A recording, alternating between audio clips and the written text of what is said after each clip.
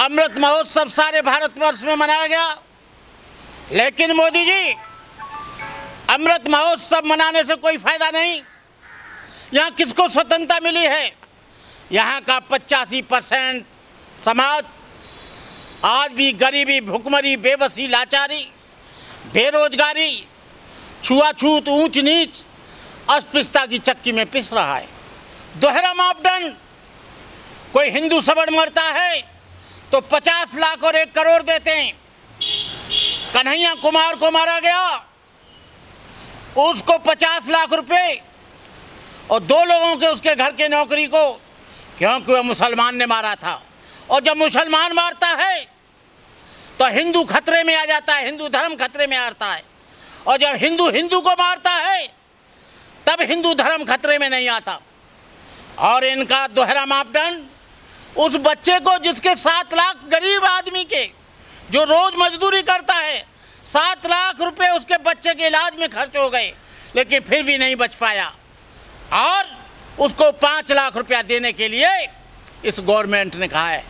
अशोक गहलोत जी, हमें मालूम नहीं था कि कांग्रेस भी वही काम करती है जो बीजेपी करती है, कांग्रेस भी वही काम करती है जो आरएसएस करती है, कांग्रेस भी वही काम करती है जो बीजेपी जातिवाद के कबर को ओढ़कर करती है। अंग्रेज चला गया, लेकिन यहाँ पर आंतरिक आज़ादी नहीं मिली। अंग्रेज तो चला गया, लेकिन अंग्रेज के जो पिट्ठू थे, अंग्रेजों के जो गुलाम थे, अंग्रेजों के जो पैरोकार थे, वो लोग आज भी आंतरिक रूप से स्वतंत्र हैं। और गुलाम कौन है? अनुसूचित जाति गुलाम है, जनजाति गुलाम है, पिछड़ा वर्ग गुलाम है।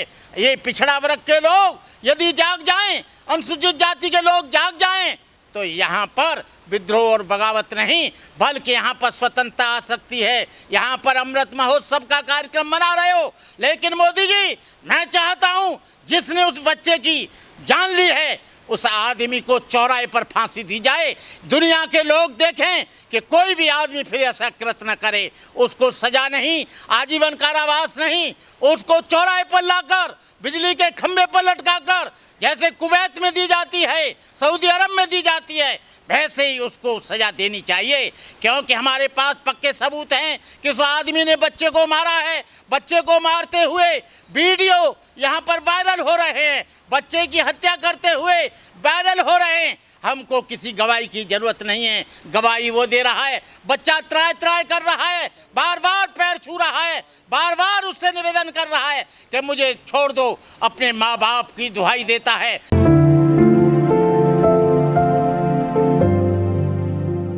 देश के तमाम बहुजन समाज के उस नौजवानों को, अम्बेडकरवादियों से अभी यूट्यूब पर मैं अपील करूंगा।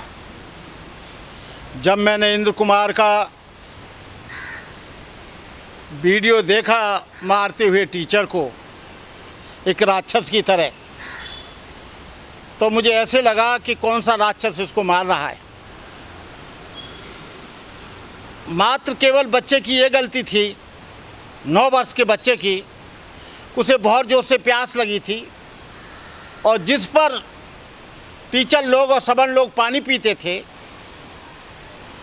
उसी घड़े से उसने पानी पी लिया।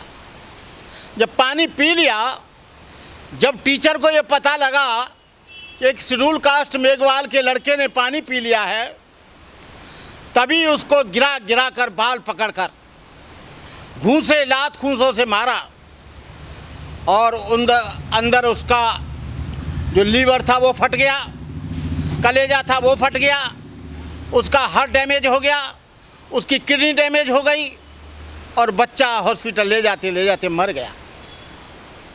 मैं कहना चाहता हूँ कि भारत सरकार बहुत से बिल लाती है,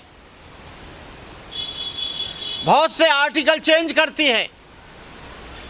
संविधान में अब तक 172 बार संशोधन हुआ है, लेकिन आज तक भारत सरकार, कोई भी सरकार रही हो, चाहे कांग्रेस की सरकार रही हो, चाहे जनता दल की सरकार रही हो, चाहे बीजेपी की सरकार रही हो, लेकिन वो इस बात के लिए कानून अभी तक नहीं लाए कि अस्पृश्यता निवारण और अस्पृश्यता का खात्मा छुआछूत से मुक्त भारत, ऊंच नीच से मुक्त भारत, अस्पृश्यता से मुक्त भारत, चातुर्वर्ण व्यवस्था से मुक्त भारत अभी तक नहीं बना पाए। जबकि हम 75 वर्ष का ये स्वतंत्रता का अमृत महोत्सव मना रहे हैं। ये कहना चाहूँगा कि मैं वारा से जो कांग्रेस के विधायक हैं प्रणवानंद जी मेघवाल, उन्होंने इस बात से इस्तीफा दे दिया कि एक मेघवाल बच्चे की हत्या कर दी गई। अशोक गहलोत जी, आपके यहाँ पर हत्याएं हो रही हैं, आपके यहाँ बलात्कार हो रहे हैं, आपके यहाँ मूंछ रखने पर वो वहाँ पर विजेंद्र नाम के व्यक्ति को जितेंद्र मेघवाल जैसे लड़के का कत्ल कर दिया जाता है, लड़कियों के साथ बलात्कार करके मार दिया जाता है, छोटे बच्चे को पानी पीने पे मार दिया जाता है। ये जातिवाद कब तक खत्म होगा?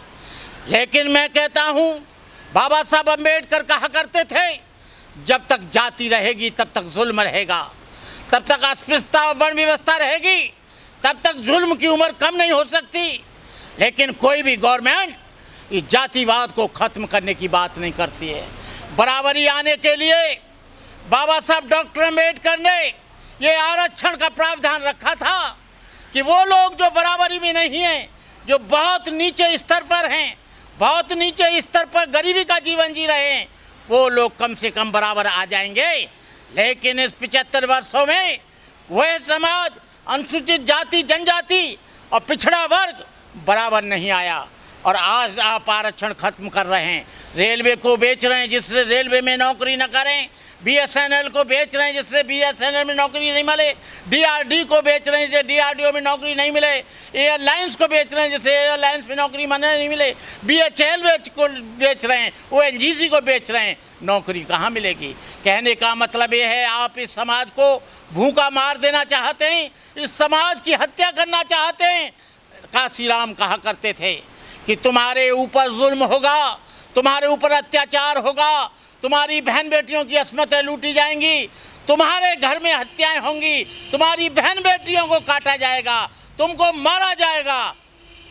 तुम क्या करोगे कि एक आंदोलन करोगे, एक एजिटेशन करोगे, एजिटेशन लेके आप मेमोरेंडम दोगे, आप ज्ञापन दोगे, ज्ञापन देकर वो डस्टबिन में डाल दिया जाएगा, आपको 2-4 लाख रुपया देके आपको शांत कर दिया जाएगा। और जो अपराधी है, जो न्यायपालिका मनुवादियों की है, उसको मुक्त कर दिया जाएगा।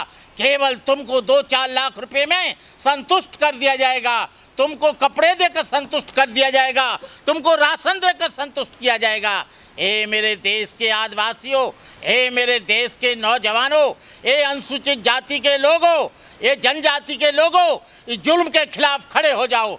मैं जानता हूँ मैं एक बौद्ध भिक्षु हूँ, बौद्ध धर्म किसी की हत्या करने की इजाज़त नहीं देता, लेकिन मैं कहता हूँ कि हत्या करने वाले को जिंदा जाने की भी इजाज़त क्यों दी जाए। बौद्ध धर्म कोई कायरों का धर्म नहीं है, बौद्ध धर्म कोई बुज़दिलों का धर्म नहीं है। बौद्ध धर्म किसी व्यक्ति को इसलिए नहीं मारता कि वो व्यक्ति हिंसा करता है तो उसे छोड़ दिया जाए, हिंसा करने वाले को जिंदा जाने की इजाज़त नहीं दी जाए। मैं इन लोगों से कहना चाहता हूँ, जो लोग इस जातिवाद को बरकरार रखना चाहते हैं, जो जातिवाद को लगातार बना के रखना चाहते हैं, इसके पीछे एक ही कारण है कि हम लोग केवल स्वतंत्र रहें, बाकी जाति के लोग यहाँ पर परतंत्र रहें। यहाँ पर आज़ादी मिली, वाही आज़ादी मिली। मैं आदिवासी लोगों से, अनुसूचित जाति के लोगों से, भीम आर्मी के लोगों से, भीम सेना के लोगों से, अम्बेडकरवादी संगठनों से ये निवेदन करूँगा कि कब तक जुल्म सहते रहोगे? उठ खड़े हो और सत्ता परिवर्तन कर दो, क्योंकि तुम्हारे ऊपर जो जुल्म होता है इसलिए होता है क्योंकि तुम्हारा शासन नहीं है, तुम्हारा प्रशासन नहीं है। शासन उनका है, प्रशासन उनका है, न्यायपालिका उनकी है, कार्यपालिका उनकी है, विधायिका उनकी है। जब तुम कार्यपालिका और न्यायपालिका और विधायिका में आओगे, इस देश में जुल्म रुक जाएगा, इस देश में बलात्कार रुक जाएगा, इस देश में हत्याएं रुक जाएंगी, इस देश में निर्दोष और बेगुनाहों पर जो जुल्म ढाए जाते हैं वो रुक जाएंगे। मैं कहना चाहता हूं देश के वासियों से कि आने वाले समय में इस सत्ता को पूरा परिवर्तित कर दो, इस सत्ता को बदल दो। आपको बताएं, जब से बीजेपी की गवर्नमेंट आई है, जब से कांग्रेस की गवर्नमेंट आई है, चाहे तो वो कांग्रेस की गवर्नमेंट राजस्थान में हो, चाहे उत्तर प्रदेश और इंडिया में बीजेपी की गवर्नमेंट हो, दिन प्रतिदिन जुल्म, अत्याचार, अन्याय बढ़ते जा रहे हैं। कहीं प्रोफेसरों पर जुल्म हो रहा है तो कहीं डॉक्टरों पर जुल्म हो रहा है, कहीं इंजीनियरों पर जुल्म हो रहा है तो कहीं छात्रों पर जुल्म हो रहा है। ये जुल्म को रोकने के लिए एक ही रास्ता है कि यहाँ पर सत्ता और सत्ता की भागीदारी को आपको शामिल होना पड़ेगा। इन्हीं शब्दों के साथ मैं अपनी बात समाप्त करता हूँ।